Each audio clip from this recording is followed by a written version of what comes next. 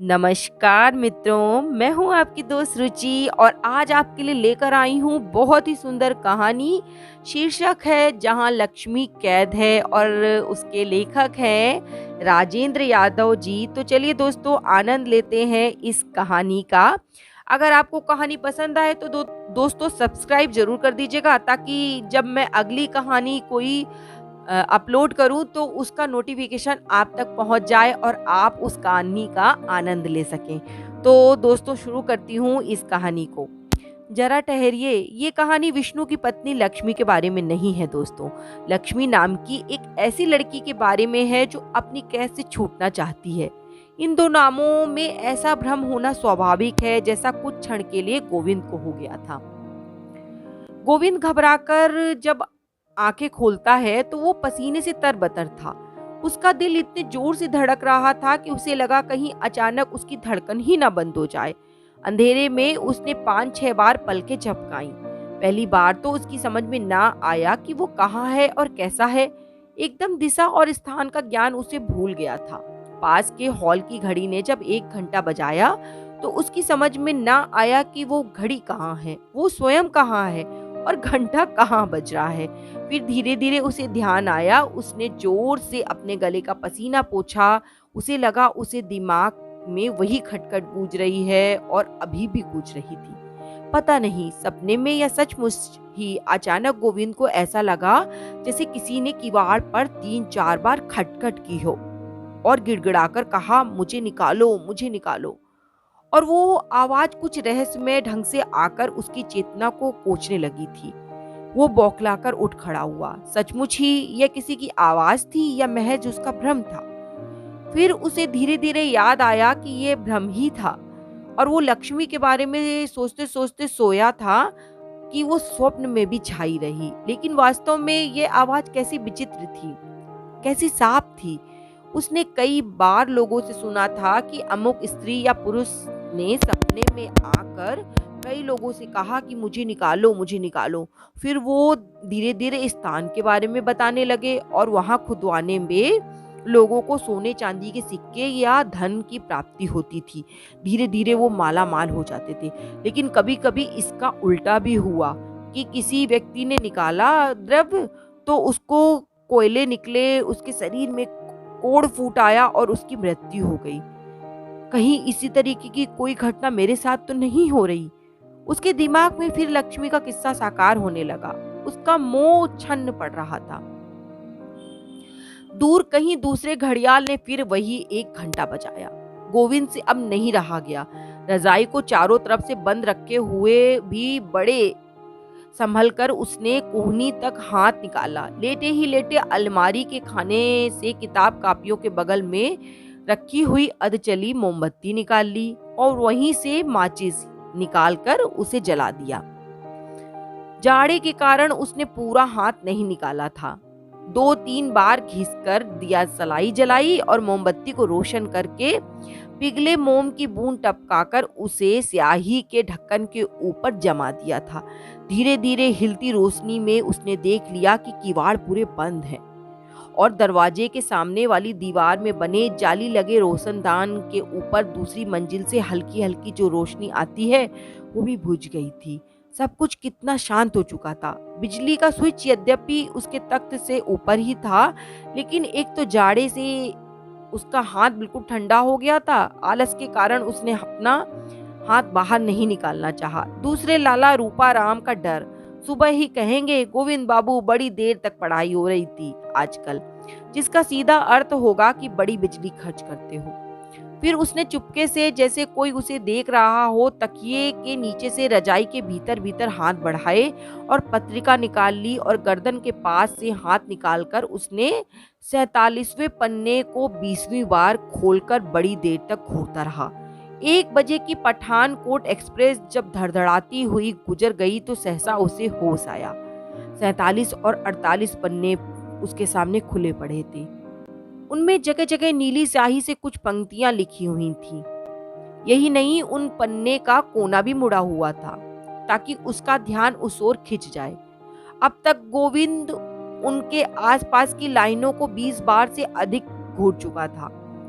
उसने संकित निगाहों से इधर-उधर देखा, फिर एक बार उन पंक्तियों को पढ़ा। जितनी बार उन्हें पढ़ता उसका दिल एक अनजान आनंद के बोझ से धड़ककर डूबने लगता और दिमाग उसी तरीके से भन्ना उठता जैसे उस समय भन्नाया था जब ये पत्रिका उसे मिली थी। यद्यपि इस बीच उसकी मानसिक दशा कई विकट स्थितियों से गुजर चुकी थी, फिर भी वो बड़ी देर तक काली स्याही से छपे कहानी के अक्षरों को स्थिर निगाहों से घूरता रहा।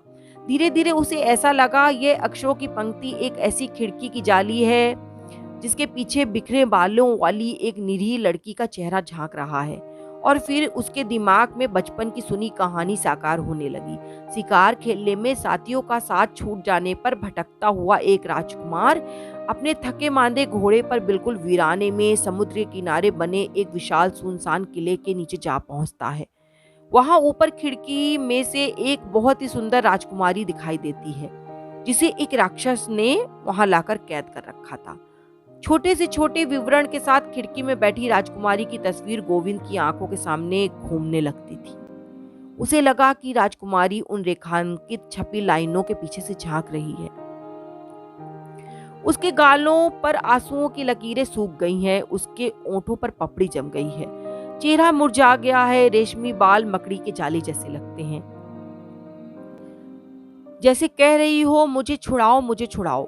गोविंद के मन में एक अनजान राजकुमारी को छुड़ाने के लिए रह रहकर उसका मन उसे कुरेदने लगा था। एक आध बार तो उसके मन में बड़ी प्रबल इच्छा हुई कि उत्तेजना के साथ जाकर उस कोठरी में घुस जाए और जो कुछ भी है उसे सचमुच जान ले। क्या सचमुच लक्ष्मी ने ये सब उसके लिए लिखा है? लेकिन उसने तो लक्ष्मी को कभी देखा तक नहीं। अगर अपनी कल्पना में किसी जवान लड़की का चेहरा लाए तो वो आखिर होगी कैसी? कुछ और भी बातें थीं जो लक्ष्मी के बारे में वो जानना चाहता था, पर डरता था कि उसकी शक्ल सूरत कैसी होगी, उसकी उम्र कैसी होगी, उसे नहीं मालूम था। गोविंद ये अच्छी तरह जानता था कि उसी ने ये लिखा है और लाइन खींचकर उसका ध्यान आकृष्ट करने के लिए कोशिश की गई है। पर वो इस बात का विश्वास नहीं कर पा रहा था कि गांव में इंटरव्यू पास करके शहर आने के एक हफ्ते के अंदर ही उसके सामने सौभाग्यपूर्ण बात आ गई कि एक लड़की ने उसको लेटर लिखा, लव लेटर।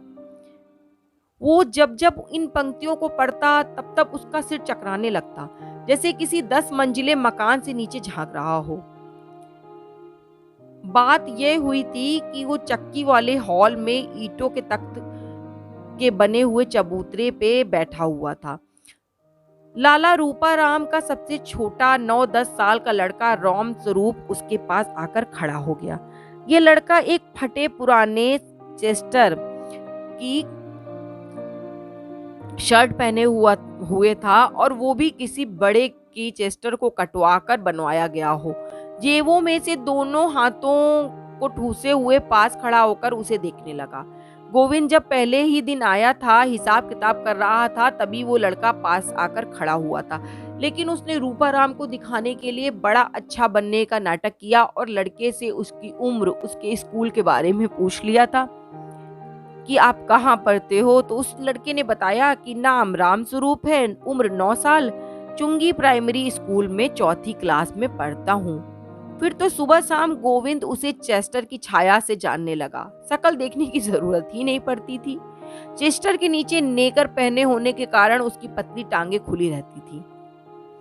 पाँव में बड़े पुराने किरमिच के जूते पहने रहता, जिनकी फटी फटी जो जीभों जैसे देखकर उसे हमेशा दुम कटे कुत्ते की याद हो आती थी।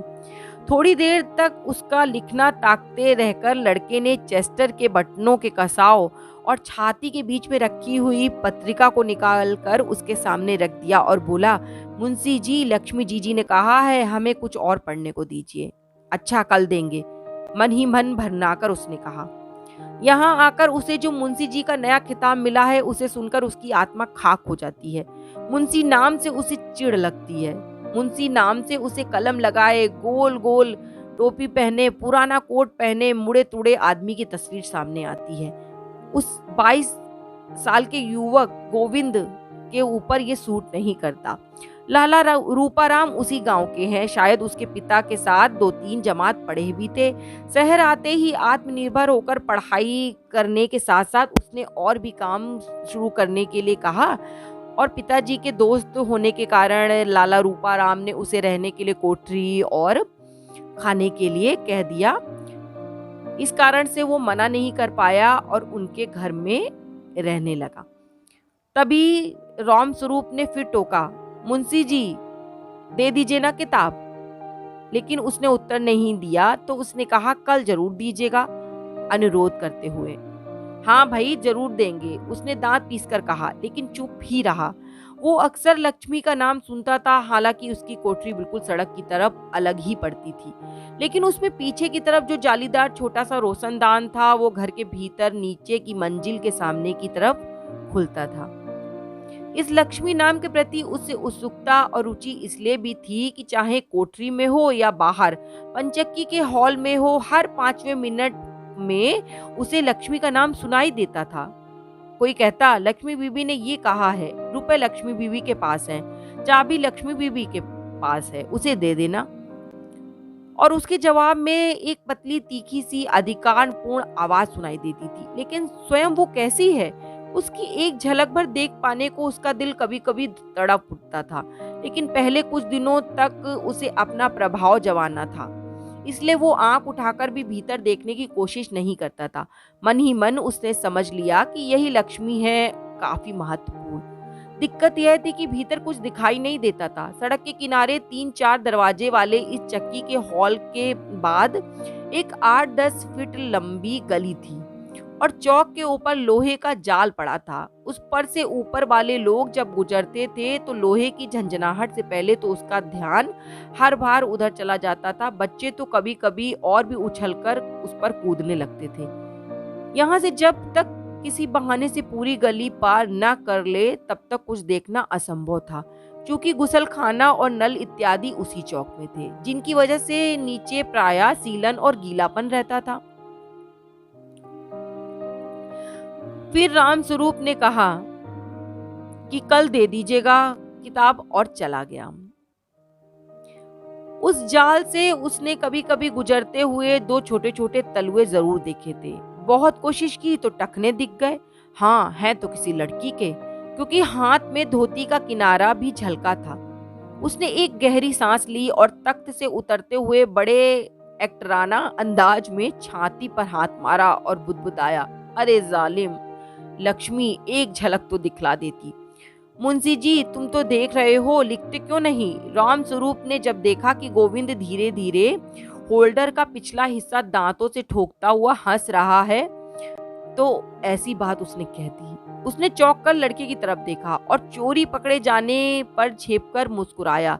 तभी अचानक उसके दिमाग में कौंधी कि लक्ष्मी राम स्वरूप की बहन है, तो जरूर इसके साथ उसका चेहरा मिलता जुलता होगा। इस बार उसने ध्यान से राम स्वरूप का चेहरा देखा कि वो सुंदर है या नहीं।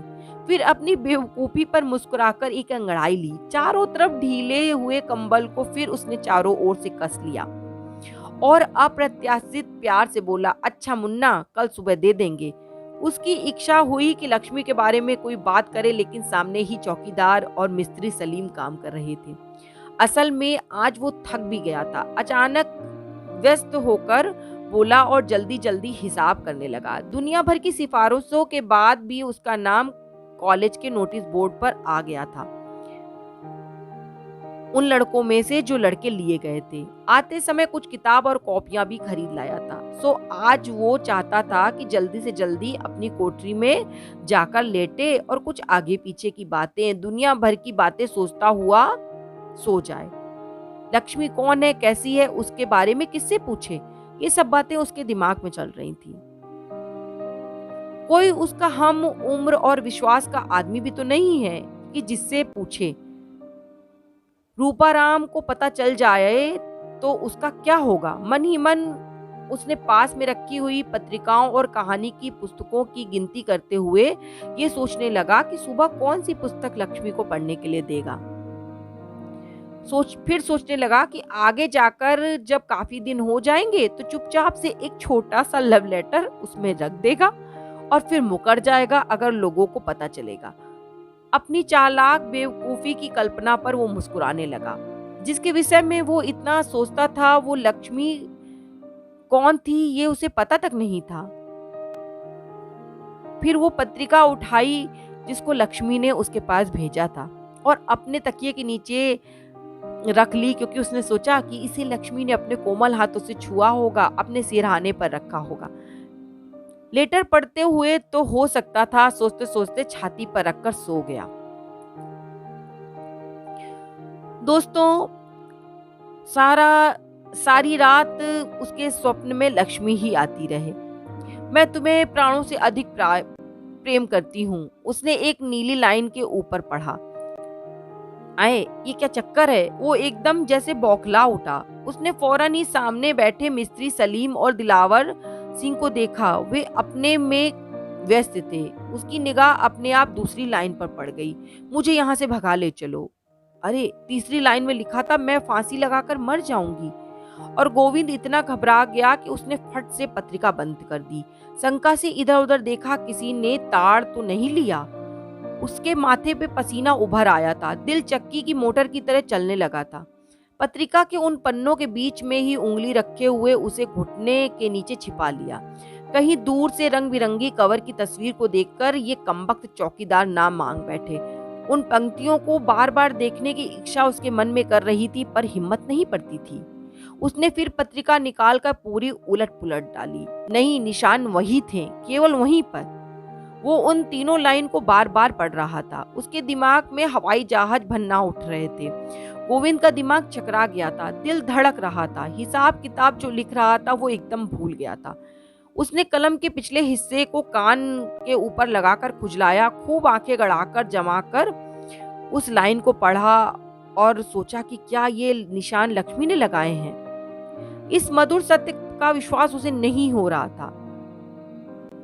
उसने तो जरूर ही मुझे देख लिया होगा, मैंने उसे नहीं देखा तो क्या हुआ, लड़कियां बड़ी तेज होती हैं। गोविंद की इच्छा हुई अगर उसे इसी क्षण शीशा मिल जाए तो वो लक्ष्मी की आंखों से एक बार अपने को देखे कि वो कैसा लगता है।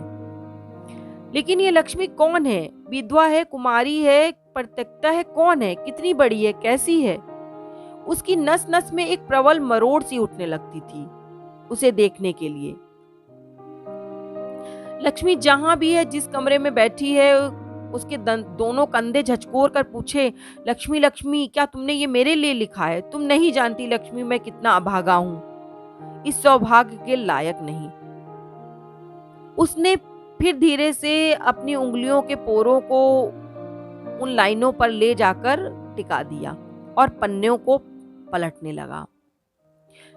फिर सोचा, लेकिन आखिर ये लक्ष्मी कौन है? लक्ष्मी के बारे में प्रश्नों का एक झुंड उसके दिमाग में टूट पड़ा था, जैसे शिकारी कुत्तों का बाड़ा खोल दिया गया हो जो एक के बाद एक हथौड़े की चोट उसके सिर पर कर रही थी। बड़ी निर्ममता और क्रूरता से, जैसे छत पर से अचानक गिर पड़ने वाले आदमी के सामने सारी दुनिया एक झटके के साथ एक क्षण में चक्कर लगा देती है, ऐसा ही उसके साथ हो रहा था। ईंटों के ऊंचे चौकोर तख्तनुमा चबूतरे पर पुरानी छोटी सी संदूकची के आगे बैठा गोविंद हिसाब किताब लिख रहा था। अभी हिसाब न मिलने के कारण जो कच्चे पुर्जे इधर उधर बिखरे हुए थे वे सब यूं के यूं बिखरे हुए थे। उसने खुले लेजर रजिस्टर पर दोनों कुहनियां टिका दी और अपनी आंखें बंद कर ली। कनपट्टी के पास की नसें ऐसे लग रहा था जैसे चटकी जा रही हैं। सचमुच इन निशानों का क्या मतलब है? क्या लक्ष्मी ने ये निशाने उसी के लिए खींचे हैं या किसी बच्चे ने खींच दिए हैं? यद्यपि गोविंद ने इस तरीके से आंखें बंद कर रखी थी, सोच रहा था, लेकिन उसे मन ही मन डर था कि मिस्त्री और दरबान उसे देखकर कुछ समझ ना जाएं। सबसे बड़ा डर उसे लाला रूपाराम का था। अभी रुई भरी सकल पारों वाली सिलाई की मैली सी पूरी बाहों की मिर्जाई पहने उन्हें उसने जाते हुए देखा था। अचानक बेत की खटखट की आवाज सुनकर वो चौंक गया और आंखें खोलकर बैठा देखने लगा कि रूपाराम चले आ रहे हैं। अरे कमबख्त, याद करते ही आ पहुंचा, बैठे हुए देख तो नहीं लिया। उसने झट से पत्रिका को घुटने के नीचे छुपा लिया और चौकीदार और मिस्त्री की खुसुर पुसुर जो थी वो बंद हो गई थी। गली पार करके रूपाराम घर में प्रवेश कर चुके थे। मोटे मोटे शीशों के पीछे से उनकी आंखें बड़ी भयंकर दिखती थी। आंखों और पलकों का रंग मिलाकर ऐसा दिखाई देता था जैसे मोर पंख के चंद्रवे लगे हों। सिर पर रुई भरा कंटोपा था। उसके कानों को ढकने के लिए मडगार्ड, जैसे उसने मोटर के मडगार्ड होते हैं उसी तरीके से लगा रखे थे, और ऐसा लग रहा था कि जैसे पौराणिक राक्षस हो कोई और उसके सींग उगाई हों। चेहरा उनका झुर्रियों से भरा हुआ था। चश्मे का फ्रेम नाक के ऊपर टूटा पड़ा हुआ था, लेकिन डोरा लपेटकर उसे मजबूत कर रखा था। दांत उनके नकली थे और कुछ ढीले भी थे, जिसे वो बार बार मुंह चलाकर सरकाते रहते थे जैसे च्युइंगम चबा रहे हों। जब लाला रूपाराम पास आ गए, उसने सम्मान से चेहरे पर मुस्कान लाकर उनके ओर देखते हुए उनका स्वागत किया। ईंटों के चबूतरे पर लगभग 200 स्याही के दाग और छेद वाली दरी पर रामस्वरूप ने सटकर खड़े होकर उनसे कहा, लाला जी यहाँ बैठिए।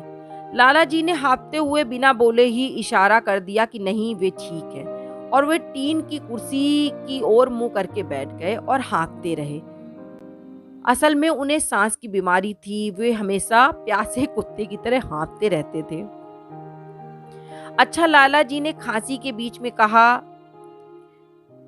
कि आज मेरा कॉलेज में नाम आ गया है। लाला जी से उसने कहा।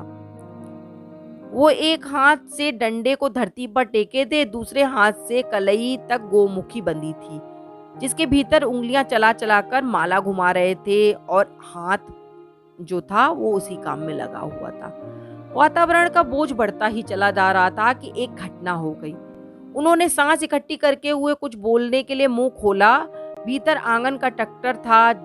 ऐसा लग रहा था कि जैसे आग लग गई हो और कोई चीज भारी भारी कोई उठाकर फेंक रहा हो।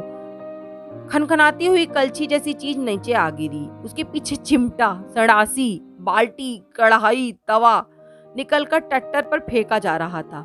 पानी और छोटी मोटी चीजें नीचे गिर रही थी। उसके साथ कुछ ऐसा कोलाहल और कोहराम भीतर सुनाई देता था जैसे आग लग गई हो। गोविंद झटक कर सीधा हो गया। कहीं सचमुच आग वाग तो नहीं लग गई? उसने प्रश्न सूचक दृष्टि से चौंक कर लाला जी की तरफ देखा और आश्चर्य से अवाक रह गया। लाला परेशान जरूर दिखाई दे रहे थे, लेकिन कोई भयंकर घटना हो गई हो ऐसा उन्हें आभास नहीं था। शायद वो इसके आदी हो चुके थे। मिस्त्री और चौकीदार ने बड़े व्यंग से एक दूसरे को देखते हुए कुछ बुदबुदाया और लाला की तरफ निगाह फेंक दी। किसी को खास कोई चिंता नहीं थी। भीतर कोलाहल बढ़ता जा रहा था। चीजें फिक रही थी। ट्रैक्टर पे घरघराहट, घनघनाहट गूंजती ही चली जा रही थी। आखिर ये सब क्या हो रहा है? उत्तेजना से उसकी पसलियां तड़कने लगी थी। वो लाला जी से पूछने के लिए उठने ही वाला था, तभी बड़े कष्ट से हाथ की लकड़ी पर सारा जोर देकर वो उठ खड़े हुए और घिसटते से गली में चले गए। जाते हुए पलटकर धीरे से उसने किवाड़ बंद कर लिए। मिस्त्री और चौकीदार ने मुक्त होकर बदन ढीला किया और एक दूसरे को मुस्कुराकर देखा और हंसने लगे। लाला का पीछा करते गोविंद की निगाह अब उन लोगों की ओर मुड़ गई। उससे नहीं रहा गया और वो वहीं खड़ा हो गया। मुर्गे के पंखों की तरह कंबल को बाहों तक फड़फड़ाकर उसने लपेटा और उस पत्रिका को देखता हुआ चबूतरे से नीचे उतर आया। थोड़ी देर में यूं असमंजस से खड़ा रहा कि क्या हो रहा है। कोलाहल में 4-5 आवाजों के साथ किवाड़ की दरार से घुटी घुटी कुछ आवाजें सुनाई दे रही थी, पर स्पष्ट कुछ सुनाई नहीं दे रहा था। क्या हो रहा है भगवान? कोई गिर तो नहीं गया? कहीं आग तो नहीं लगी? सांप बिच्छू ने तो नहीं काट लिया? लेकिन कमबख्त किवाड़ क्यों बंद हो गए? कुछ सुनाई क्यों नहीं दे रहा है? वहीं उसे महीन सी स्त्री की आवाज चीखते हुए सुनाई दे रही थी, जिसे वो लक्ष्मी की आवाज समझता था। इतनी तेज से बोलने पर भी लाख कोशिशों के उसे कुछ समझ में नहीं आ रहा था। परेशान क्यों हो रहे हैं बाबूजी? चौकीदार की आवाज सुनकर वो एकदम सीधा खड़ा हो गया। मुस्कुराता हुआ वो कह रहा था, आज चंडी चेत रही है। उसकी इस बात पर मिस्त्री भी हंसा। गोविंद बुरी तरह से झुंझला उठा कि क्या बात है, कोई उसे कुछ बताता क्यों नहीं? इस बड़े कमरे या छोटे हॉल में हर चीज में आटा ही आटा फैला हुआ था। एक और आटे में नहाई चक्की काले पत्थर से बने हाथी की तरह चुपचाप खड़ी थी और दूसरा पिसे आटे को संभालने वाला गिलाफ हाथी की पूंछ की तरह लटक रहा था। उसी की सीध में दूसरी दीवार के नीचे मोटर लगी थी, जहां पर एक चौड़ा पट्टा चक्की को चलाता था। वो बहुत परेशान था कि उसे पता चले कि आखिर ये सब क्या हो रहा है। तभी मिस्त्री ने बीचों बीच एक बरोसी जला दी और उसमें कुछ लकड़ियां डाल दी। कभी कभी बहुत ही निष्प्रता से हाथ पांव उस दिशा में बढ़ाकर गर्मी को सोखता रहता। सलीम सिर झुकाए गर्म पानी की बाल्टी में ट्यूब डुबा डुबा कर पंक्चर देखने का काम कर रहा था। उसके आसपास काले लाल ट्यूब, रबड़ की कतरने, कैंची, पेंच, प्लस वगैरह वगैरह फैली हुई थी। जब गोविंद उसके पास आया तो सिर झुकाए हुए हंसता हुआ वो ट्यूब के पंक्चर को पकड़कर बना रहा था। उसने फिर पूछा कि आखिर क्या हो रहा है, कुछ तो बताओ। पर कोई कुछ बताने को तैयार नहीं था। कहा, यहाँ कहाँ जमादार साहब ने फिर एक भौं को जरा तिरछी करके बोला, लाला कुछ नाम ढीला करे तो उसकी लड़की पर जिन कसाया है, उसका इलाज तो वो कराता नहीं। अगर चाहे तो मौलवी बदरुद्दीन साहब 1 मिनटों में कर दे। गोविंद का माथा ठनका। लाला की किसी लड़की पर क्या कोई देवी आती है? उसने अपने गांव पे देखा था कि देवी आने पर लड़कियां कैसे कैसे काम करती रहती हैं, रोती हैं, हंसती हैं। इसी तरीके से उसे भी आवाजें सुनाई दे रही थी। गोविंद को सुनकर चौकीदार बोला, ना मुन्ना, ऐसी बात नहीं। किसी दिन बेचारे बुढ़े का हार्ट फेल कराओगे क्या? और बेटा, इन जिन विन का इलाज मौलवी साहब के पास नहीं, वो तो हवा की दूसरी बात है। आओ बाबूजी बैठो, मैं बताता हूँ। चौकीदार ने बैठे बैठे स्टूल की तरफ इशारा किया। असल में वो गोविंद को बाबूजी जरूर कहता था, लेकिन उसका विशेष आदर नहीं करता था। एक तो गोविंद कस्बे में आया था, शहर की चौकीदारी करते हुए नगद 20 साल उसे बीत चुका था। उम्र, अनुभव, तहजीब सभी में वो गोविंद से ज्यादा था, लेकिन गोविंद को इसका ध्यान नहीं था। उसने स्टूल से टिककर जरा सहारा लेते हुए चिंतित स्वर में पूछा, क्यों भाई, ये शोरगुल कैसा हो रहा है, मुझे बताओ। मिस्त्री ने सिर उठाकर उसे देखा और चौकीदार की मुस्कुराती नजरों से अपनी नजरें मिलाई। उसने अपनी खिचड़ी मूंछों पर हथेली फेरते हुए कहा, कुछ नहीं बाबूजी, ऊपर कोई चीज किसी बच्चे ने गिरा दी होगी। मिस्त्री ने कहा, क्यों झूठ बोलते हो, साफ साफ क्यों नहीं बता देते? अब इनसे छिपा क्या है, तू खुद क्यों नहीं बता देता? चौकीदार ने कहा और जेब से बीड़ी का बंडल निकाल लिया। कागज नोचकर आटे की लोई बनाने की तरह उसे ढीला किया, फिर एक बीड़ी निकालकर मिस्त्री की ओर फेंकी। दोनों एक दूसरे की तरफ देखने लगे। तुझे क्या मालूम नहीं है? इन दोनों की चुहल से गोविंद की झुंझलाहट और बढ़ती जा रही थी। उसे लगा जरूर ही दाल में कुछ काला है जिसे ये लोग बता नहीं रहे। मिस्त्री जीभ निकाले पंक्चर के स्थान को रेगमाल से घिस रहा था। वो जब कोई काम एकाग्रचित होकर करता था तो अपनी जीभ निकाल लेता था। उसकी चांद के बीच में उभरते गंज को देखकर गोविंद ने सोचा कि गंजापन तो रईसी की निशानी होता है, लेकिन ये कमबख्त आधी रात को भी पंक्चर जोड़ रहा है। उसने उसी तरह सिर झुकाए कहा, अब मैं बाबूजी को किस्सा बताऊं या इन ट्यूबों से सिर फोड़ूं? साले सड़कर हलवा तो हो गए हैं, पर बदलना नहीं पड़ेगा क्या इन्हें? सुबह देखूंगा। ये इतने ट्यूब काहे के हैं? गोविंद ने पूछा। आपको नहीं मालूम? इस बार काम छोड़कर मिस्त्री ने गौर से गोविंद को देखा। यह आपके लाला के हैं जो दर्जन रिक्शा चलवाते हैं, उनका कूड़ा है।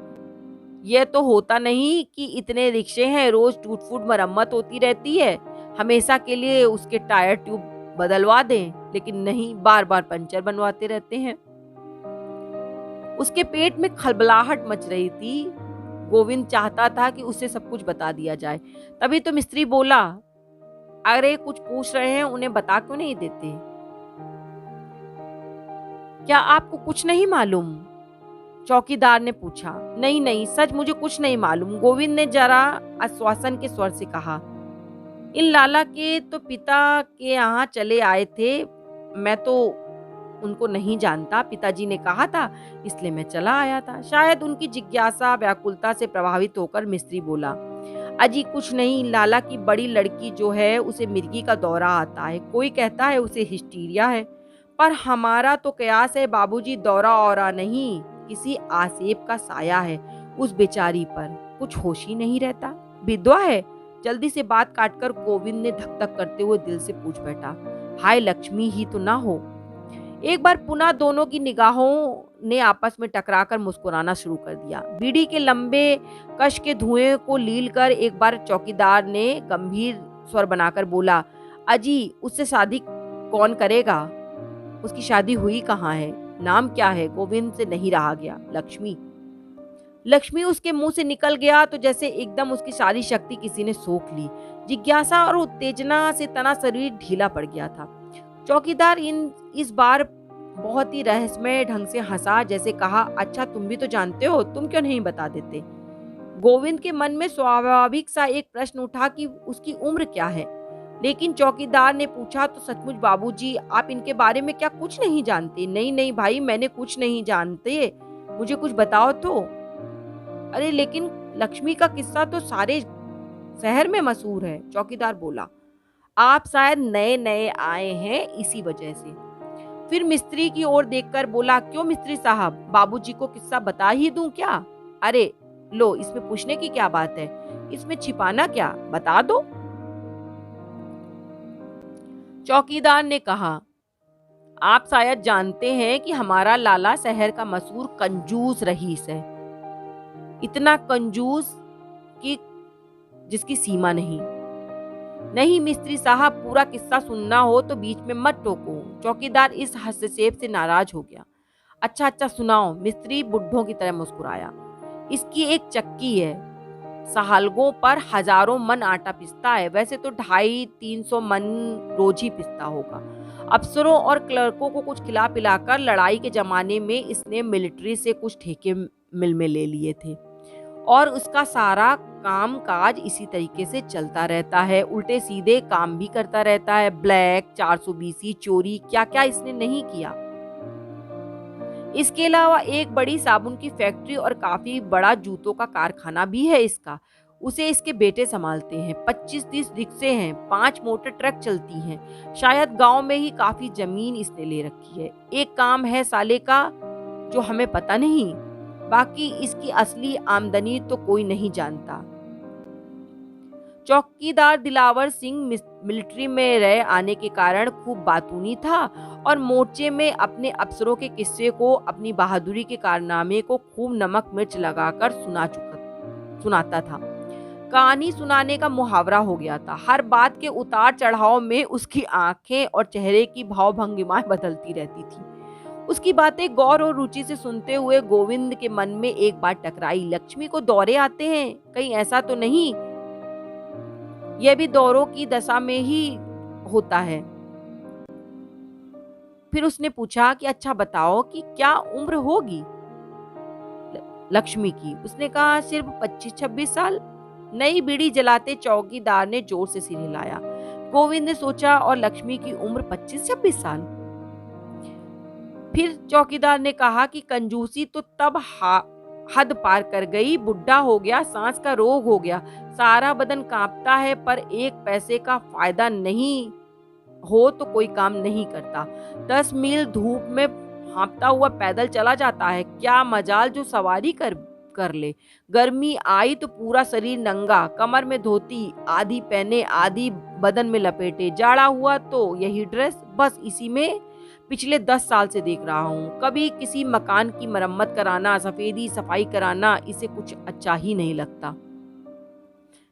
कहीं बेकार नल या पंखा चल रहा है, लड़का है सो उसे मुफ्त के चुंगी स्कूल में डाल दिया, लड़की घर में बैठा रखी है, एक एक पैसे के लिए घंटों रिक्शा वालों ट्रक वालों से लड़ना, बहसे करना, चक्की वालों की नाक में दम करना, उन्हें दिन रात ये सिखाना कि कैसे आटा बचाया जा सके। 20 रुपए का आटा रोज होटल वालों में बिकता है सो अलग। जिस दिन से चक्की खुली है घर के लिए आटा बाजार से आया ही नहीं। आप विश्वास मानिए कम से कम 12-15 हजार की आमदनी होगी, लेकिन सूरत देखिए मक्खियां भिनभिनाती रहती हैं। किसी आने जाने वाले के लिए एक कुर्सी तक नहीं डलवाता। पान सुपारी की तो बात अलग है। कौन कह देगा कि ये पैसे वाला है? ये उम्र होने पर सुबह से शाम तक बस पैसे पैसे के पीछे मरता रहता है। नौकरों से भी काम करवाता है, उन्हें भी पैसे नहीं देता ढंग से। मुझसे तो कुछ इसलिए नहीं कहता कि मुझ पर थोड़ा विश्वास है। दूसरे मेरी जरूरत सबसे बड़ी है, लेकिन बाकी हर नौकर रोता ही रहता है इसके नाम को।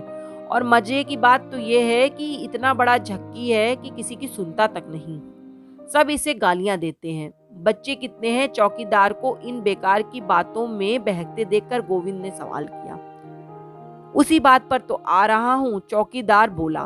सच बाबूजी, ये देखकर मैं हैरान हो जाता हूँ कि इसने इतनी दौलत जुटाई है, क्या करेगा आखिर? लोग जमा करते हैं तो उसे बैठकर भोगने के लिए, लेकिन ये राक्षस तो जमा करने में ही लगा रहता है। इसे जमा करने की ऐसी भूख है कि उसे कुछ सोचता नहीं। सचमुच बाबूजी, जब कभी मैं सोचता हूँ तो बेचारे पर बड़ी दया आती है। देखो, आज की तारीख में वो बेचारा भाग दौड़ करके धूल की चिंता ना करके एक एक पाई जोड़ता है, जैसे किसी दूसरे का पैसा हो। कल मर जाएगा तो ये सब किसके लिए जमा कर रहा है? बेचारे के साथ कैसी लाचारी। मर जीकर नौकर की तरह काम किया करता है, ना खुद खा सकता है और ना किसी को खिला सकता है। लाला रूपाराम के प्रति दया से भरकर चौकीदार ने एक गहरी सांस ली।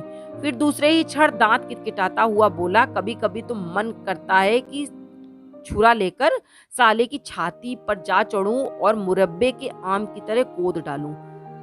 अपने पेट में जो इतना धान भर रखा है उसकी एक एक पाई उगलवा लूं। चाहे खुद ना खाए, लेकिन जिसे अपने बच्चों को भी खिला पिला नहीं सकता, उस धान का क्या होगा? इसके बच्चे कितने हैं? एक बार गोविंद ने फिर से पूछा। वर्णन में बह जाने की कमजोरी चौकीदार में थी, फिर भी वो मुस्कुराया। इसके बच्चे तो 4 हैं। बीवी मर गई, बाकी किसी नातेदार, किसी रिश्तेदार से इसका कोई लेना देना नहीं। कोई इसके घर झांकने नहीं आता। एक लड़का चप्पल के कारखाने में काम करता है, मतलब वो कारखाना चला देखता है, और दूसरा कारखाना देखता है जो साबुन की फैक्ट्री है। इस साले को उन पर भी विश्वास नहीं। पूरे कागज पत्तर हिसाब किताब अपने पास ही रखता है। नियम से शाम को वहां जाता है वसूली करने, लेकिन लड़के भी बड़े तेज हैं। जरा शौकीन तबीयत पाई है। इसके मरते ही देख लेना मिस्त्री, वो इनकी सारी कंजूसी निकाल देंगे। फिर याद करके बोला, और क्या कहा तुमने? साथ रहने की बात। सो भैया, जब तक अकेले थे तब तक कोई बात नहीं थी, लेकिन अब तो उनकी बीवियां आ गई हैं, एक आध बच्चा भी आ गया है, तो इस अभाव में तो वो जी नहीं सकते। गोविंद अब झल्ला उठा था, क्योंकि वो जानना चाहता था कि लक्ष्मी कौन है। जी हाँ, मैं बताता हूँ ना कि लक्ष्मी की ही बदौलत ये सब कुछ है। सारा खेल तो उसी का है। वही तो इस भंडारे की चाबी है। वो ना होती तो ये तामझाम कहाँ से आता? उसने ही इनके दिन पलट दिए, नहीं तो इनके पास क्या था? इस बात पर चौकीदार ऐसा लटका कि जैसे किसी रहस्यमय चाबी उसे दे दी गई हो। कैसे भाई कैसे? गोविंद पूछ बैठा। उससे रहा नहीं जा रहा था, उसका दिमाग चकरा रहा था। चौकीदार बातें पे बातें बनाए जा रहा था। उसकी व्याकुलता पर चौकीदार फिर मुस्कुराया और बोला, बाप तो इसका रईस ना था, गृहस्थी छोड़कर मर गया था। कच्ची गृहस्थी। ज्यादा से ज्यादा 1000 रुपया दोनों भाइयों के पल्ले पड़ा। शादियां दोनों की हो चुकी थी। कुछ कारोबार खोलने के विचार से ये सट्टे में अपने रुपए दूने चौगने करने जा पहुंचा और सारे गंवा आया। बड़े भैया रोचू राम ने एक पंचक्की खोल डाली। पहले तो उनकी हालत भी डाबाडोल हो गई, लेकिन सुनते हैं कि उनके घर में जब लड़की हुई तो उनकी खूब तरक्की हुई। अब लाला रूपाराम को भी लगने लगा कि उनके घर में लड़की हो जाए तो उनकी भी तरक्की पक्की है, और दिन रात भगवान से प्रार्थना करने लगे कि उनके घर में पुत्री हो, पुत्री हो, और भगवान ने इसकी सुन भी ली। लाला रूपाराम के सितारे फिर गए। इसे विश्वास होने लगा कि सब कुछ उनकी बेटी की कृपा से है। वास्तव में वो कोई देवी है और इसीलिए उसका नाम रखा गया लक्ष्मी। क्या लक्ष्मी सचमुच की लक्ष्मी बनकर आई? थोड़े ही दिनों में लक्ष्मी फ्लोर मिल अलग बन गई। अब तो इसका ये हाल है कि मिट्टी को भी छू दे तो सोना बन जाती थी। कंकड़ को उठा ले तो हीरा दिखे। फिर आ गई लड़ाई और इसके छक्के पंजे हो गए। इसे ठेके मिलने लगे। समझिए एक के बाद एक मकान खरीदे जाने लगे। सामान आने जाने वाले ट्रक आए। इधर रोचू राम भी फल रहा था और दोनों भाई गर्व से कहते, हमारे यहाँ लड़कियां लक्ष्मी बनकर आईं। लेकिन फिर एक वाकया हो गया कि तस्वीर बिल्कुल बदल गई। चौकीदार दिलावर सिंह जानता था कि ये कहानी का क्लाइमैक्स है, इसलिए श्रोताओं की उत्सुकता को झटका देने के लिए उसने उंगलियों में दबी व्यर्थ जलती बीड़ी को 2-3 कश लगाकर खत्म किया और फिर बोला, गौरी शादी लायक हो गई थी। शायद किसी पड़ोसी लड़के को लेकर कुछ ऐसी वैसी बात हो गई जो लाला रोचू राम ने सुनी। लोगों ने उंगलियां उठाना शुरू कर दिया था, इसलिए उन्होंने उसकी शादी कर दी। बस उसकी शादी होना था कि एकदम सारा खेल उजड़ गया।